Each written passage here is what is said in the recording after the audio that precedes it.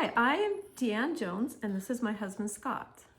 This last year we were in Utah and had a first communication, I think, through Facebook messaging about our unique coupleness, if you will.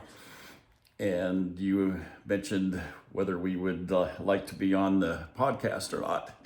And when I mentioned it to Deanne, her response was... No, no, I don't go on podcasts. But I left town for a few days and came home to find her listening to your podcast. What happened is when he left, after he even said, would you be on it? And I said, no, I started thinking, And it started like, we should do this. And so I started thinking I should listen to Mormon Stories Podcast. And so I did. And I started listening to the LDS discussions too. And I just kept going through back to back while he was out of town on his trip. I'm packing for Utah as I'm just listening to these. And I was surprised. I didn't even feel guilty. I almost felt like I was driven to do it. It was, it was quite an experience. And I could go into what happened after I listened to all of these, but I think I want to save that for when we talk with you in Utah, because we're headed there soon. We're going to be there in July, the 16th through the 20th, and would love to just meet and see if it's something that you would be interested in talking with us about. We're celebrating our 44th wedding anniversary this week, and one of the great things about our marriage is the first time I asked her to marry me, she said no. And that story has to do with the some interesting things with patriarchal blessings and pre-existence, and I think would be fascinating, and we'd be more than happy to talk about it because it may have taken me 18 months, but we ended up finally getting married, and I think it was meant to be. Because really, in his patriarchal blessing, we'll talk about that. It says that he'll know who it is, and then he knew. Anyway. And it's not the normal BYU story of, I didn't tell her anything about. I knew nothing until after she had finally said yes. But there's that, and actually, I read this quote, and by Valerie Hamaker, that I just think describes us so well. It says, really good, healthy marriages are about two individuals allowing the otherness of the other. And that means I am open to your unique, unfolding, and evolving experience.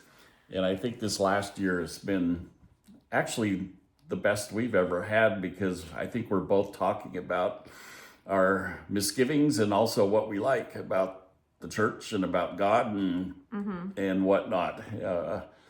I think if we got on the podcast, I know another one of your guests recently, Brett Hartley, talked about the mental gymnastics that we go through in staying. Well, I've been going through mental gymnastics since seminary when I turned down being seminary president because of some racial comments, whether it's Theodore M. Burton pleading with me to stay on my mission after a confrontation with the International Mission Presidency over teaching people in Ghana. I met one of the first women priests in Denmark, and I had multiple occasions to learn from her.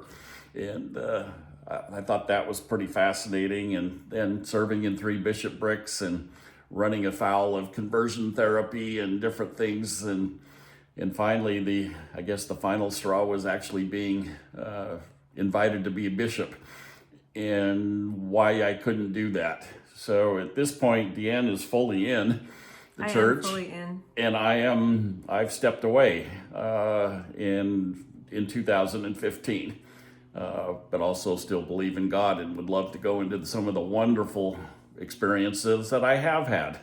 Right. He had great experiences on his mission with giving blessings, and even blessing one of our kids who was really about to die. There's I a lot of fun things. I have some things that keep me firmly grounded in some belief, but also it also allows me to object as a member of the church after every general conference, which I do. And the response to that's been interesting as well.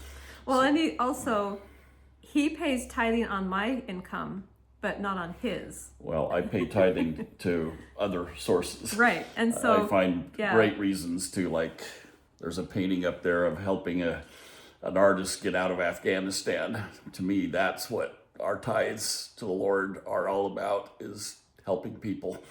So we would love to have the chance to meet and talk and see if this is something that you would be interested in.